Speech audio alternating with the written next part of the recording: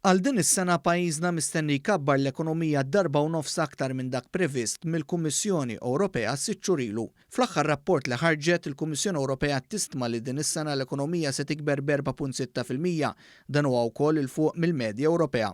Il-Ġermanja meqjusa bħala l-mutur tal-Ewropa, l-ekonomija se tikber ferm binqas minn Malta u l-Olanda ir-rata ta' tkabbir hija n-nofs ta' pajjiżna.